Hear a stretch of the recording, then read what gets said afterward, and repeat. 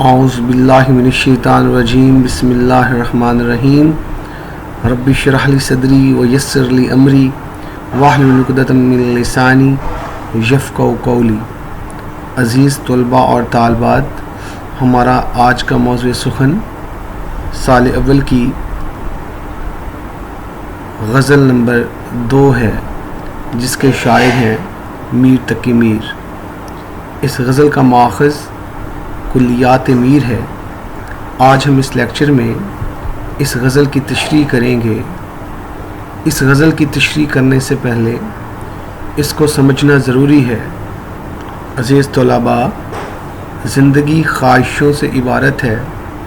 انسان کی زندگی قلیل جبکہ اس کی خواہشیں طویل ہیں۔ یہاں کسی کو بھی کچھ حسب آرزو نہ ملا کہ مصداق اس غزل میں میر تقی میر نے اے کاش کی ردیف استعمال کر کے زندگی کی ادھوری خواہشوں کی نوحہ گری کی ہے اور اس شعر کی عملی تفسیر بیان کی ہے۔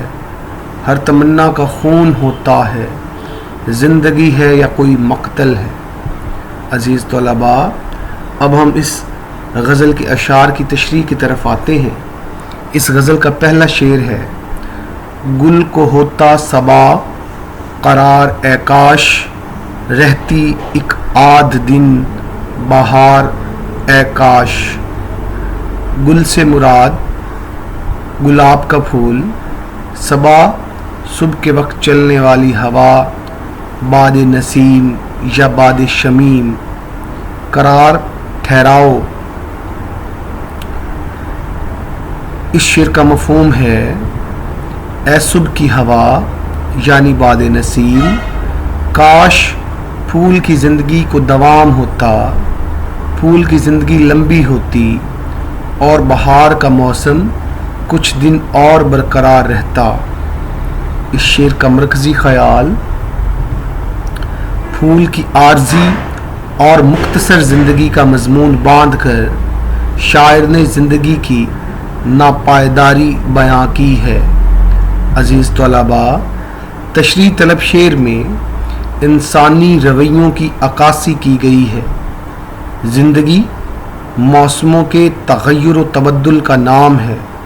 انسان بہاروں کا تمنائی ہے اور خزاں میں بھی بہاریں اس کا دل بہلاتی ہیں۔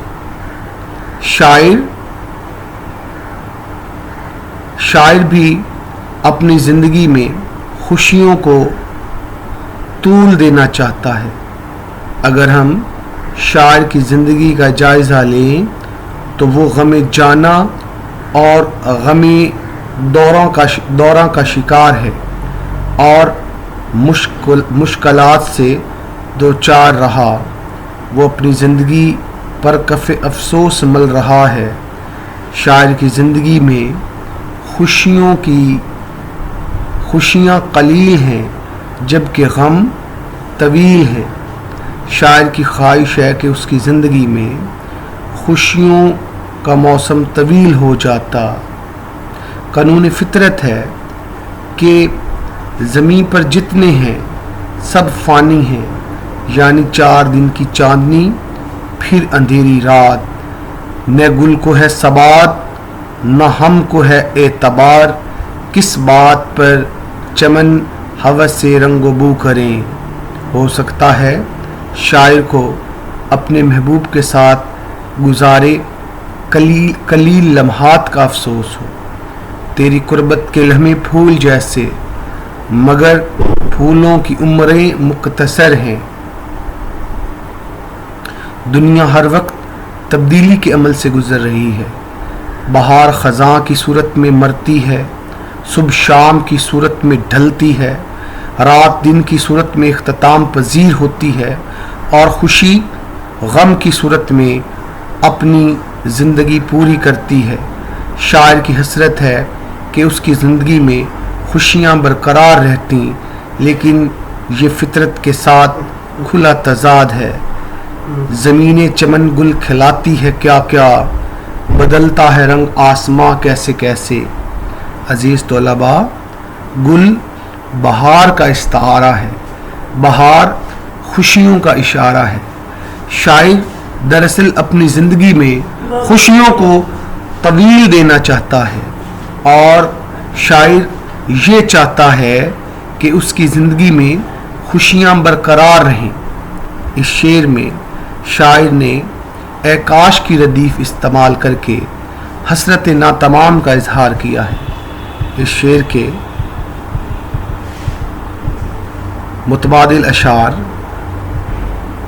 نہ گل کو ہے ثبات نہ ہم کو ہے اعتبار، کس بات پر چمن ہوس سے رنگ و بو کریں، کہا میں نے کتنا ہے گل کا ثبات، کلی نے یہ سن کر تبسم کیا، تیری قربت کے لمحے پھول جیسے مگر پھولوں کی عمریں مختصر ہیں، زمینیں چمن گل کھلاتی ہے کیا کیا، بدلتا ہے رنگ آسماں کیسے کیسے۔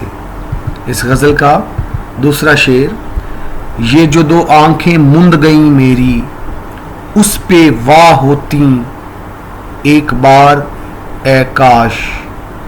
عزیز طلباء، مند گئیں بند ہو گئیں، واہ ہونا کھلنا، مفہوم اے کاش یہ جو دو آنکھیں بند ہو گئی ہیں اس پر ایک بار کھل جاتی۔ اس سے مراد محبوب، کاش مرنے سے پہلے ایک بار محبوب کا دیدار ہو جاتا۔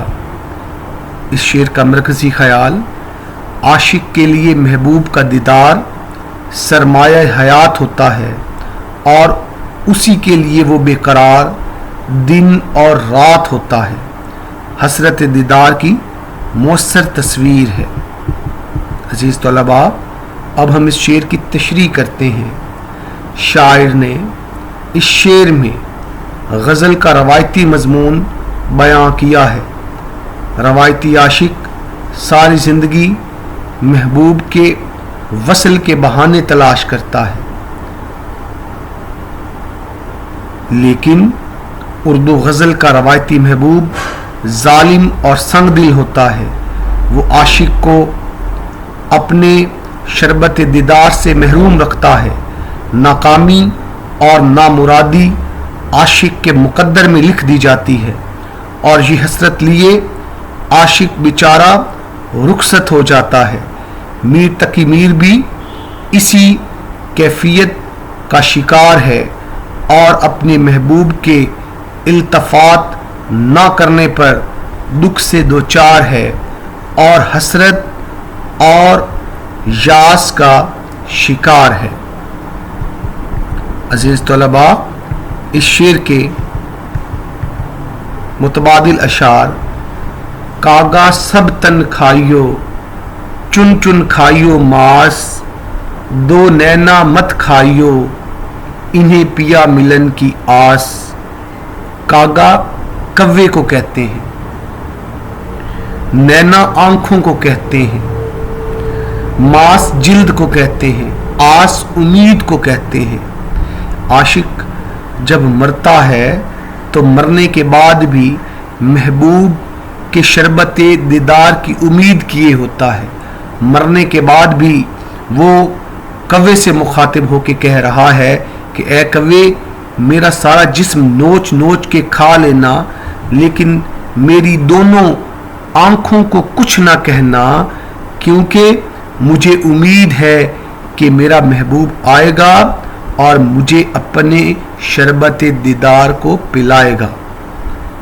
یہ نہ تھی ہماری قسمت کہ وصال یار ہوتا، اگر اور جیتے رہتے یہی انتظار ہوتا۔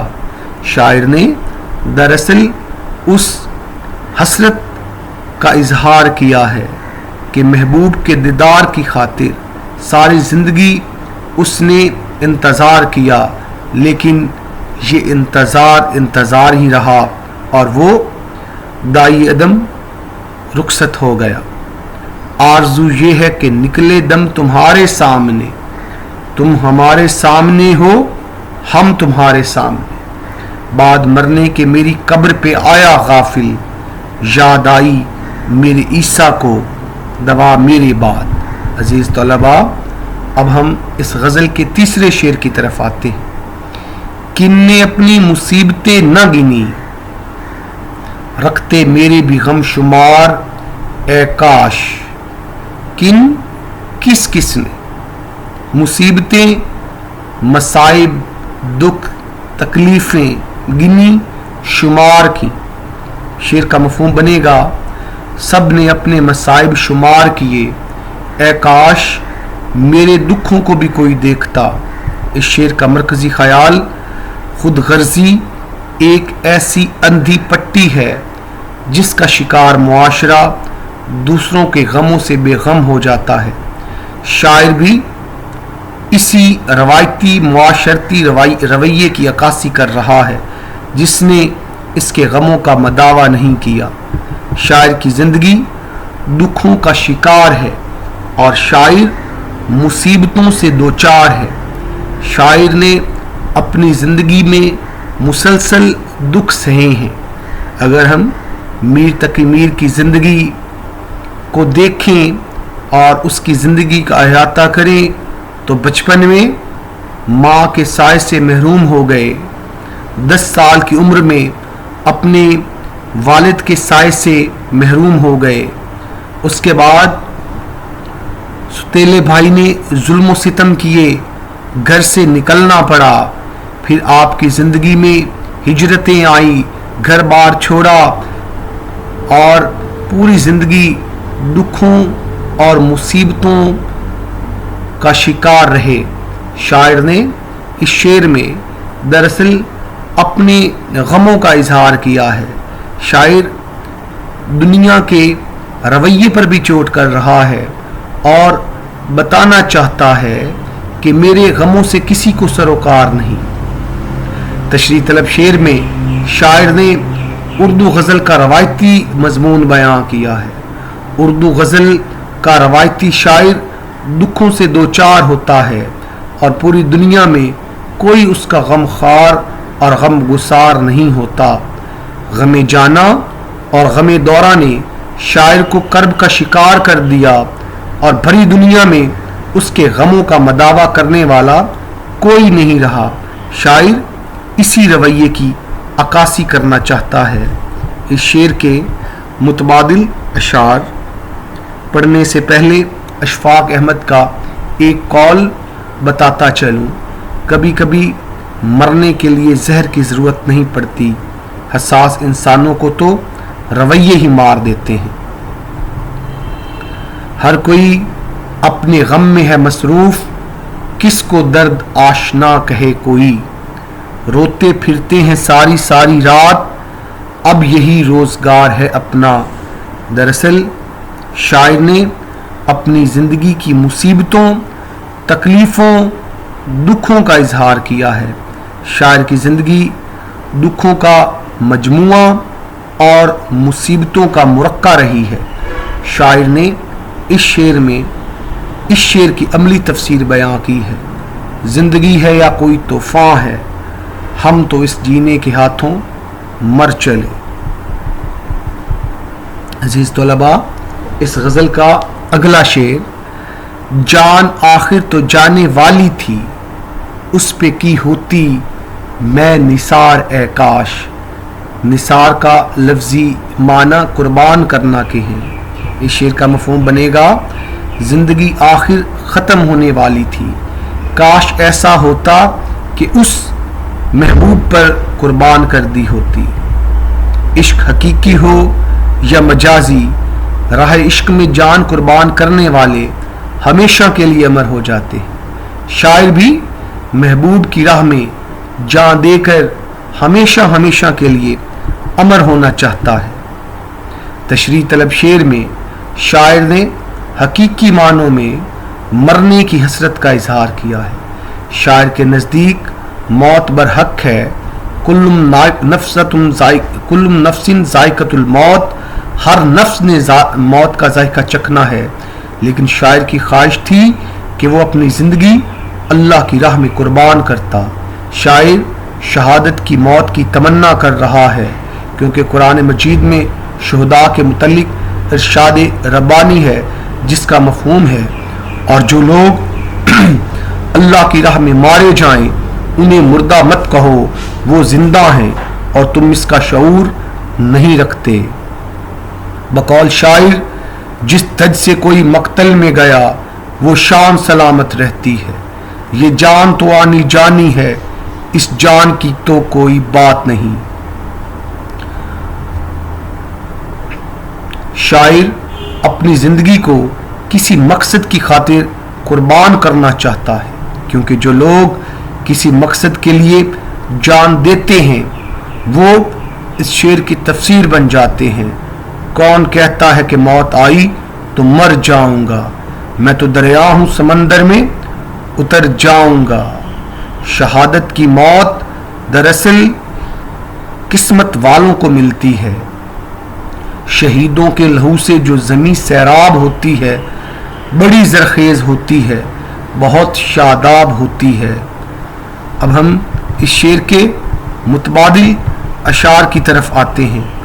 جان دی ہوئی اسی کی تھی، حق تو یہ ہے کہ حق ادا نہ ہوا، جس دج سے کوئی مقتل میں گیا وہ شان سلامت رہتی ہے، یہ جان تو آنی جانی ہے، اس جان کی تو کوئی بات نہیں۔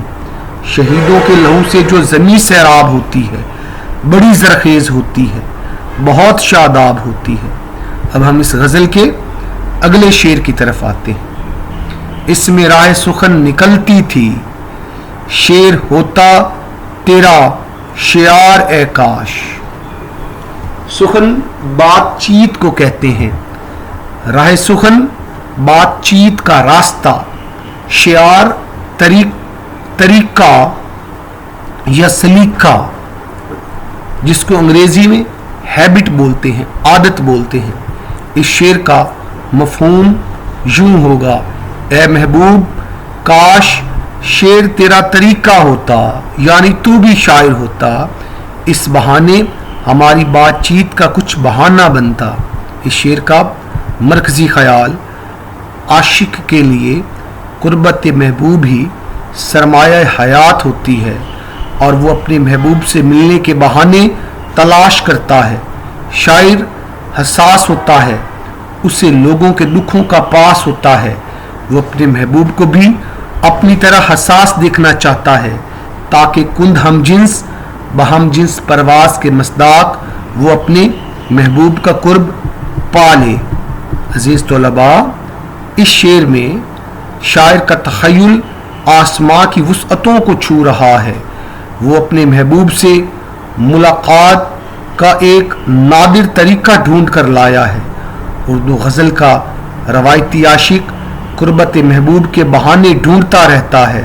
شاعر کی خواہش ہے کہ اس کا محبوب شاعر ہوتا، اس طرح محبوب اور اس کے درمیان فاصلے مٹ جاتے اور اسے اپنے محبوب سے ملاقاتوں کا شرف حاصل ہو جاتا۔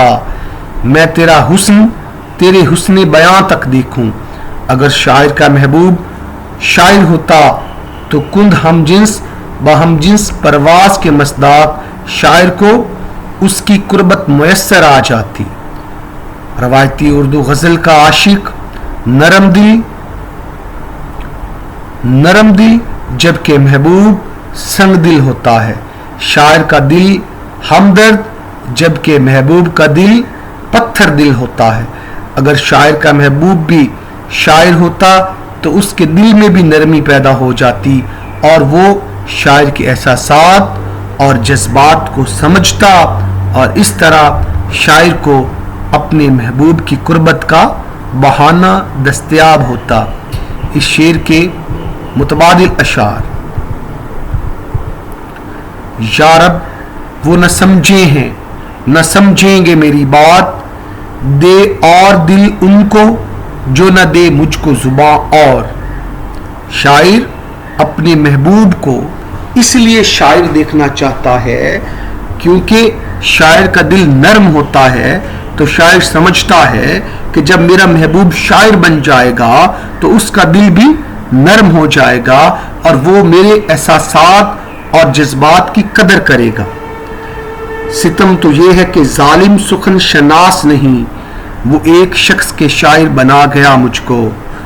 دوسرے معنوں میں شاعر اپنے محبوب کو اس لیے شاعر دیکھنا چاہتا ہے کیونکہ شاعر ہی شاعر کی زبان سمجھ سکتا ہے، شاعر ہی دل کی ندا اور آواز کو محسوس کر سکتا ہے۔ اشعار میرے یوں تو زمانے کے لیے ہیں، کچھ شعر فقط ان کو سنانے کے لیے ہیں۔ عزیز طلباء، اب ہم اس غزل کے آخری شعر کی طرف آتے ہیں۔ شش جہت اب تو تنگ ہے ہم پر، اس سے ہوتے نہ ہم دو چار اے کاش۔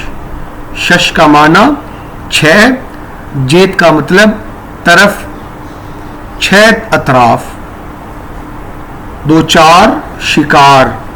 مفہوم اس شعر کا بنے گا اب تو ہر طرف سے دنیا ہم پر تنگ ہے، کاش ایسا نہ ہوتا۔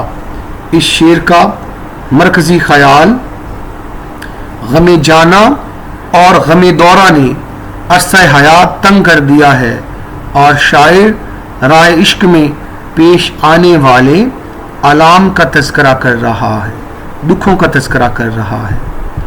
عزیز طلباء، اگر بغور دیکھا جائے تو شاعر نے اس شعر میں غزل کا روایتی مضمون باندھا ہے۔ شاعر کی زندگی دکھوں سے دو چار رہتی ہے اور غموں کا شکار رہتی ہے۔ شاعر کی زندگی ہر پل، ہر ساتھ اور ہر گھڑی مصیبتوں میں ہوتی ہے، اور شاعر کی زندگی کا ہر لحظہ غموں کا شکار ہوتا ہے۔ شاعر نے اپنی زندگی کے دکھوں کا تذکرہ کیا ہے، شاعر نے اپنی زندگی کی پریشانیوں کا تذکرہ کیا ہے۔ شاعر یہ بتانا چاہتا ہے کہ میں جو بھی کام کرنا چاہتا ہوں الٹ ہو جاتا ہے، محبت کے بدلے نفرت میری قسمت میں لکھ دی گئی ہے، ہمدردی کے بدلے خود غرضی میری قسمت میں لکھ دی گئی ہے، لطافت کے بدلے میرے لیے سختی لکھ دی گئی ہے۔ دراصل یہ غزل کا ایک روایتی مضمون ہے، اور ہم اس شعر کے متبادل اشعار کی طرف آتے ہیں۔ دشمنی ہم سے کی زمانے نے کہ جفاکار تجھ سا یار کیا، پھرتے ہیں میر خار کوئی پوچھتا ہی نہیں، اس عاشقی میں عزت سادات بھی گئی، مجھ کو شاعر نہ کہو کہ میر صاحب میں نے درد و غم کتنے کیے جمع اور دیوان کیا۔ اگر بغور دیکھا جائے تو واصف علی واصف کا یہ قول اس شعر پہ صادق آتا ہے۔ عشق کے مسافروں کا زادہ راہ آنسو ہے، عشق حقیقی ہو یا مجازی آنسوؤں سے عبارت ہے۔ مولانا الطاف حسین حالی کا یہ شعر اس کو حقیقی معنوں میں بیان کرتا ہے۔